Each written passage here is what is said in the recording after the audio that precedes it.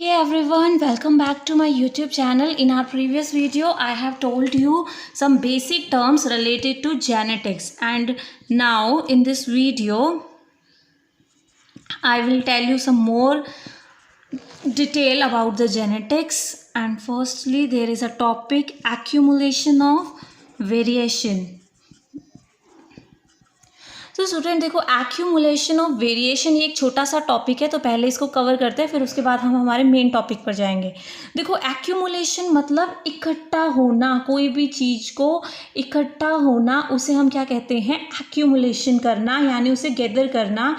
और वेरिएशन मतलब चेंजेस, यानी बहुत सारे डिफरेंसेस आना, जो चेंजेस हैं वो क्या हो रहे हैं? इकट्ठे हो रहे हैं, और वो इकट्ठे होते होते क्या करेंगे? एक बहुत ही बड़ा सा डिफरेंस क्रिएट कर देंगे।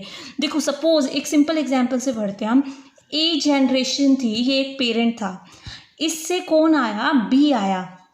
पर बी के अंदर जब बी आया, तो मैंने आपको बोला, जब ये जो एक्यूमुलेशन ऑफ वेरिएशन होता है ना, ये सबसे ज़्यादा सेक्शुअल रिप्रोडक्शन के केसेस में होता है, क्योंकि एसेक्सुअल रिप्रोडक्शन में मियोसिस तो होती ही नहीं है। अब मियोसिस में भी तो वेरिएशन आ रहे थे, मियोसिस तो है ही नहीं, तो वेरिएशन कम हो जाते हैं।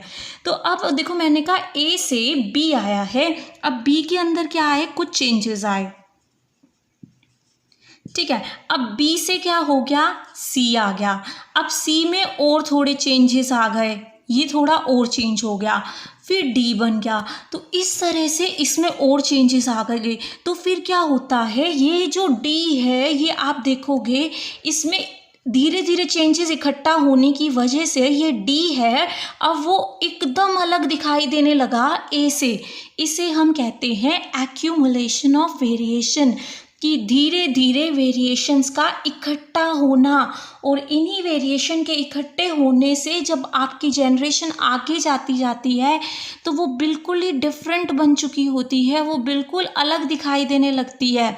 ये रीज़न है किसका? एक्यूमुलेशन ऑफ वेरिएशन का। आपसे जस्ट इतना आपका NCERT question, I think first NCERT question आपका, कि जो आपकी वेरिएशंस होती है वो सेक्सुअल रिप्रोडक्शन के टाइम पर ज़्यादा एक्यूमुलेट होती है, मतलब इकट्ठी होती है, ठीक है। अब आते हैं हम हमारे मेन टॉपिक पर। देखो, मैंने आपको बोला था जेनेटिक्स, हम लोग इस चैप्टर में क्या पढ़ेंगे? जेनेटिक्स, क्योंकि जेनेटिक्स दोनों को ही इंक्लूड करता है हमारे टॉपिक को, हेरिडिटी प्लस वेरिएशन। तो यानी हम यहाँ पर क्या पढ़नी है? सिर्फ जेनेटिक्स पढ़नी है। अब आप लोगों को देखना है कि किस तरह से, कि ये जो मैंने बोला हेरिडिटी हो रही है, कि मतलब एक जनरेशन से दूसरी जनरेशन पर जा रहे हैं, तो कुछ कैरेक्टर्स चेंज हो रहे हैं, बाकी तो सब सेम है ना। तो वो जो हेरिडिटी है, मतलब कैरेक्टर का ट्रांसफ़र हो रहा है, वो कैसे हो रहा है, और उसके साथ में वेरिएशंस कैसे आ रही है, जो चेंजेस हैं ये कैसे आ रहे हैं। तो फिर अब हम डिटेल में जेनेटिक्स पढ़ेंगे। तो देखो, सबसे पहला क्वेश्चन आता है आपके पास, फादर ऑफ जेनेटिक्स।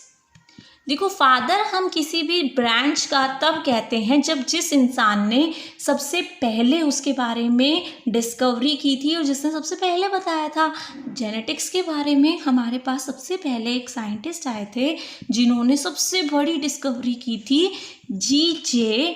मेंडल, यानी ग्रिगर जॉन मेंडल। ग्रिगर जॉन मेंडल ये थे, इनको हम बोलते हैं फादर ऑफ जेनेटिक्स। अब देखो, इनके लिए बहुत ही इंटरेस्टिंग स्टोरी आती है कि ये क्या थे? एक फादर थे।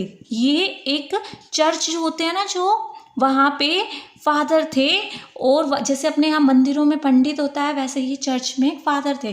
तो जो चर्च के बाहर क्या होता है, उनके खुद का एक पर्सनल गार्डन था, चर्च के बाहर गार्डन था, वहाँ पे उन्होंने काम किया। वो भी पी प्लांट के ऊपर, जो मटर होता है ना, पी होती है, उस प्लांट के ऊपर उन्होंने काम किया। पर खास बात यहाँ पर क्या आई कि उन्होंने इतना वर्क किया, उन्होंने यहाँ पर पहली बार मैथमेटिक्स यूज़ की, मैथ्स को यूज़ किया इन्होंने विद बायोलॉजी, बायो के साथ उन्होंने मैथ यूज़ कर दी।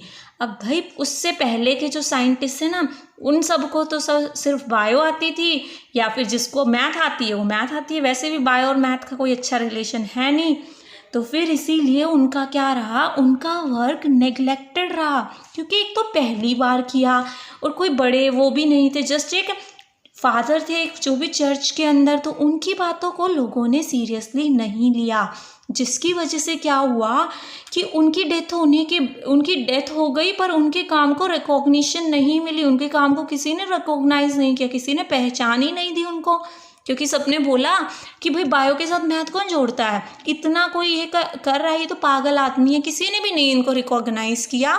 इनका बर्थ हुआ था 1822 के अंदर और इनकी डेथ हुई 1884 के अंदर। देखो हमें बर्थ से इतना कोई लेना देना नहीं है, पर ये जो डेथ हुई ना इनकी 84 में, इनकी डेथ के 16 साल बाद 1901 में इनके वर्क को रिकॉग्नाइज किया गया। 3 साइंटिस्ट आए अलग अलग, उन्होंने उसके ऊपर स्टडी की, उन्होंने दोबारा स्टडी की, फिर उन्होंने जब पता किया तो उन्हें पता चला इस चीज़ के ऊपर तो ऐसा पहले ही किसी ने बताया है जो कुछ इन्होंने बताया था।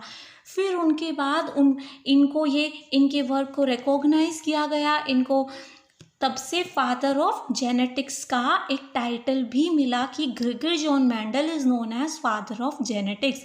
आपसे पूछा जाता है who is the father of genetics, तो you have to tell them the Gregor John Mendel या फिर G.J. मेंडल। उन्होंने किसके ऊपर वर्क किया? पी प्लांट के ऊपर वर्क किया। ये भी क्वेश्चन आपसे पूछा जाता है। एक और क्वेश्चन पूछा जाता है what is the scientific name of pea plant, तो आपको साइंटिफिक नेम बताना है। ये क्वेश्चन बहुत बार आता है। Pisum sativum, pisum sativum, this is the scientific name of pea plant. आपसे पूछेगा on which plant Gregor John Mendel work, तो आपको बताना है pea plant and what is the scientific name of pea plant, that is the pisum sativum. तो उन्होंने, अब आएगा क्वेश्चन कि उन्होंने पी प्लांट को ही चूज क्यों किया और पी प्लांट में क्या खास बात है। ये थे कुछ एडवांटेजेस, किसके advantages of using the P plant. देखो सबसे पहली बात क्या थी, उन्होंने इसको ही क्यों यूज़ किया कि जो पी प्लांट है ये एक एनुअल प्लांट है। एनुअल प्लांट का मतलब होता है कि सिर्फ एक सीज़न में ही उसकी पूरी लाइफ साइकिल कंप्लीट हो जाती है। मतलब इसका बहुत ही शॉर्ट क्या होता है, लाइफ स्पेन होता है, इसका बहुत ही शॉर्ट लाइफ स्पेन होता है, मतलब बहुत ही कम टाइम में। अब देखो अगर मैं हेरिडिटी पढ़ रही हूँ, अगर मुझे जेनेटिक्स पढ़ रही हूँ, तो मुझे क्या करना पड़ेगा, एक जनरेशन से दूसरी जनरेशन, दूसरी से तीसरी जनरेशन में ट्रांसफ़र ऑफ कैरेक्टर पढ़ने हैं। अगर मेरी एक जनरेशन से दूसरी जनरेशन पहुंचने में कई साल लग जाते हैं, 10-20 साल लग जाते हैं, तो जब तक मैं ये स्टडी करूँगी तब तक तो बहुत ज़्यादा देर हो जाएगी। तो हमें एक ऐसी चीज़ चाहिए थी जो भाई 6 महीने में ही अपनी पूरी एक जनरेशन से दूसरी जनरेशन पे आ जाए, दूसरी से तीसरी, ताकि मैं 1 साल के अंदर अंदर अपनी पूरी स्टडी कंप्लीट कर लूँ। 1 ईयर के अंदर मैं क्या करूँ, पूरी की पूरी स्टडी कंप्लीट कर लूँ। तो फिर ये एडवांटेज किसका आया, उनके पास पी प्लांट का, कि पी प्लांट की तो भाई लाइफ साइकिल बहुत ही छोटी थी, यानी आप छोटे से टाइम में उसकी 3 से 4 जनरेशन की स्टडी इजीली कर सकते हो। दूसरा एडवांटेज क्या आया, बाइसेक्सुअल होता है। बाइसेक्सुअल का मतलब मैंने आपको पहले भी बताया है, मतलब जो पी प्लांट के ऊपर जो फ्लावर लगने वाले हैं उसके पास मेल और फीमेल दोनों ही ऑर्गन्स प्रेजेंट होंगे। मेल ऑर्गन क्या होता था, याद है कि आई थिंक अगर आपको याद हो तो मेल होता है वहाँ पर जो स्टिमिन था, और जो फीमेल था that was their carpel. Stamen and carpel बोला था ना, इंट्रोशियम गाइनोशियम, यानी उसके पास मेल वाले पार्ट भी थे, फीमेल वाले पार्ट भी थे, तो वो बाइसेक्सुअल था। तो मतलब वहाँ पे अभी जब हमने पढ़ी थी सेल्फ पॉलिनेशन पढ़ा था हमने, यानी वहाँ पे सेल्फ पॉलिनेशन इजीली हो सकती थी, कि मतलब कि वहाँ पे मेल पार्ट भी था, फीमेल पार्ट भी था, तो उसके खुद के ही वहाँ पे गैमेट्स हम एक दूसरे के पास ट्रांसफ़र कर सकते हैं। तो फिर वहाँ पे सेल्फ पॉलिनेशन बहुत ही आसानी से हो सकती थी। और साथ ही साथ यहाँ पे क्या अच्छी बात थी कि भाई जब मन कराओ तब तो सेल्फ पॉलिनेशन हो जाएगी, और अगर मन करवाओ मतलब अगर खुद से अगर करवा रहे हैं हम लोग, तो हम लोग इसमें बहुत ही इजीली क्रॉस पॉलिनेशन भी करवा सकते हैं। देखो आप क्रॉस पॉलिनेशन कहीं भी करवा सकते हो, क्योंकि आपको क्या करना है, यहाँ से पॉलन ग्रेन इकट्ठे करने हैं स्टेमन से, मेल पार्ट से, और फीमेल पार्ट के ऊपर उनको जाकर ड्रॉप करना है। तो आप क्रॉस तो किसी में भी करा सकते हो, पर आप सेल्फ पॉलिनेशन सिर्फ उसमें करवा सकते हो जहाँ पे खुद ही के प्लांट के ऊपर स्टेमन और कार्पल दोनों प्रेजेंट हो। तो ये प्लांट यहाँ पे एडवांटेज दे रहा था कि भाई जब मर्जी आए, जब सेल्फ पॉलिनेशन हो सकती है, जब मन कर रहा है उसको कैरेक्टर स्टडी करने हैं तो उसको क्रॉस पॉलिनेशन भी हो सकती है। और एक और अच्छी बात क्या थी, यहाँ पे क्रोमोसोम नंबर बहुत ही कम थे, सिर्फ 14 क्रोमोसोम थे यहाँ पर। और 14 क्रोमोसोम नंबर बहुत कम होते हैं, जिसकी वजह से वो क्रोमोसोम की अच्छे से स्टडी कर, देखो क्रोमोसोम के ऊपर क्या होते हैं, कैरेक्टर्स होते हैं। तो अब इतने कम क्रोमोसोम होने की वजह से वो कैरेक्टर्स की स्टडी बहुत ही आसानी से और बहुत ही ईजी तरीके से कर पाए। तो ये थे उसके advantages of using the P plant. अब एक और है, वो मैं आपको आपकी नॉलेज के लिए बताती हूँ कि मेंडल का जो वर्क था ना वो रिकॉग्नाइज नहीं हो पाया था। ये सिर्फ थोड़ी सी नॉलेज के लिए, आपको इंटरेस्टिंग लगेगा। मेंडल का वर्क था उसको रिकॉग्नाइज नहीं किया था। तो पहली बात ऐसा क्यों नहीं हो पाया था, क्योंकि उन्होंने पहली बार मैथ्स और बायो को जोड़ा था। अभी देखो आगे हम जब जेनेटिक्स पढ़ेंगे ना उसमें आपको मैथ्स जैसा दिखाई देगा। तो मैथ्स और बायो को दोनों को पहली बार किसी साइंटिस्ट ने, ऐसे किसी इंसान ने कवर किया था, तो इसीलिए साइंटिस्ट ने उन्हें रिकॉग्निशन नहीं दी। दूसरी बात, एक और साइंटिस्ट थे डार्विन। ये बहुत ही फेमस साइंटिस्ट हैं, चार्ल्स डार्विन। इन्होंने एक वो लिखी थी, बुक भी लिखी है इन्होंने, बहुत ही फेमस बुक लिखी है, ऑरिजिन ऑफ स्पीशीज। यानी इन्होंने पूरा बताया है कि स्पीशीज़ का ओरिजिन कैसे हुआ है। जो आजकल चल रहा है ना कि जो ज़्यादा फिट है वही सरवाइव करेगा, जो कमज़ोर होते हैं वो मर जाते हैं, ये बात इन्होंने पहली बार बोली थी।